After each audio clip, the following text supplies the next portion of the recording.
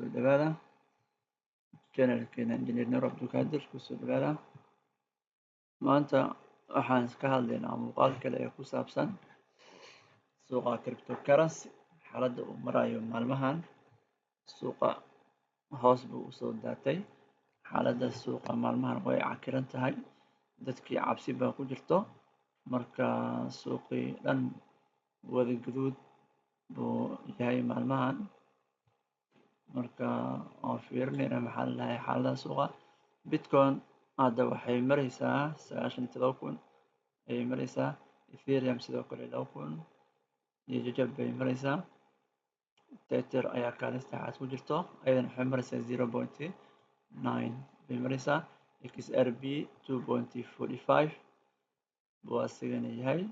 Solana waxaa la keenay 199 baa la keenay. BNB baa kaalinta lixaad ku jirta 571. USDC ayadana waxay ku jirtaa kaalinta toddobaad 0.99 bay maraysaa.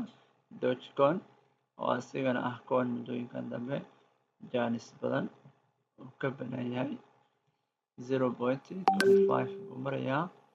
Cardano kaalinta toddobaad bay ku jirtaa hadda 0.74 bay maraysaa.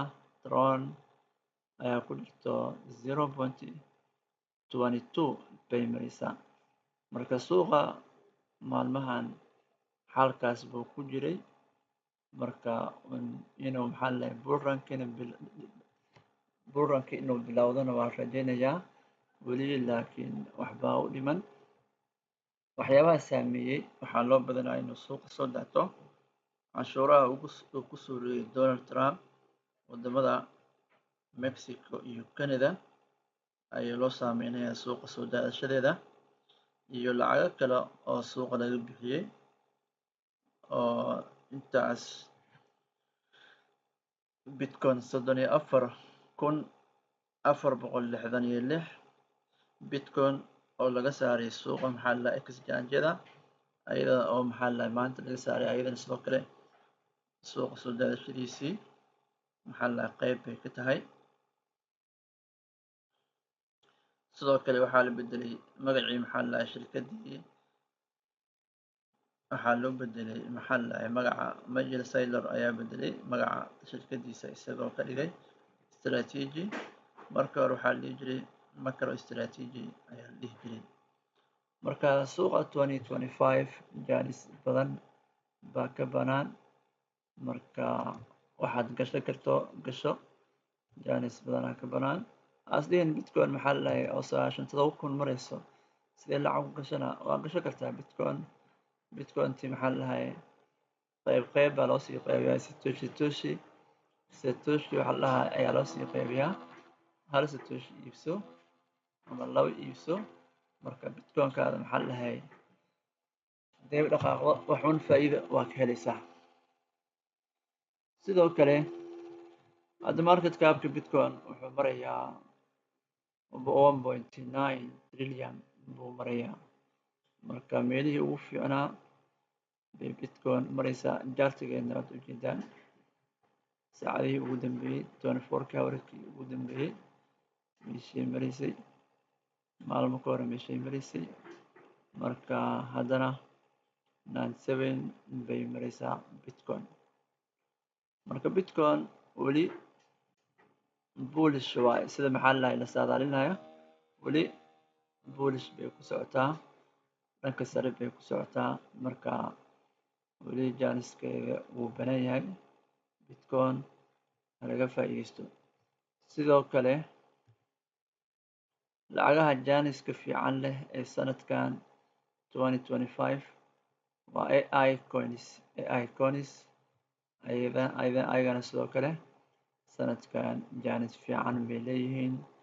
waxaad ka iibsan karto coinska AI ka iibso.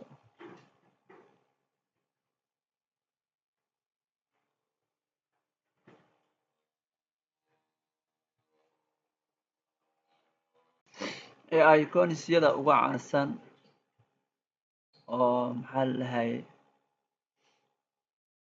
waxaa ka mid ah Near Protocol ayaa ka mid ah. $3 $3 bay maraysaa. lacag haddaad gashato maxaa la dhahay inay dhaqaaq fiican sameyso ayaa la rajeynaya. lacagtan waxaad awood u gasho $50 gasho, maxaa la dhahay $500 $100 wixii tabartaada ah gasho. internet computer ayaa ka mid ah ICB, sidoo kale ayadana waa AI coin, ayadana sidoo kale jaanis fiican baa ka banaan, waa $7 bay maraysaa.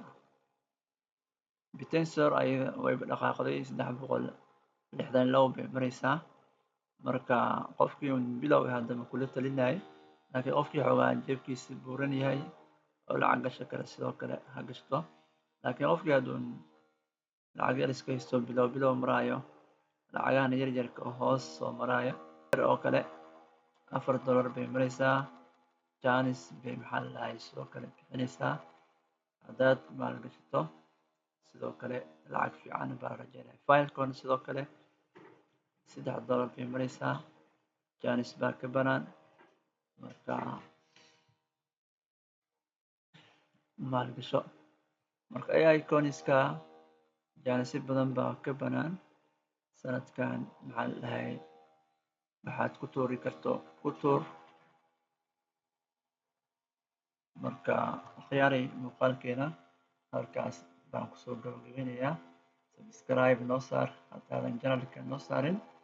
soo dhawaada, like iyo sharena sidoo kale, iyo commentiga nagu reeb waxaad fahmi weysaan. soo dhawaada. assalaamu calaykum waraxmatullaahi wabarakaatu.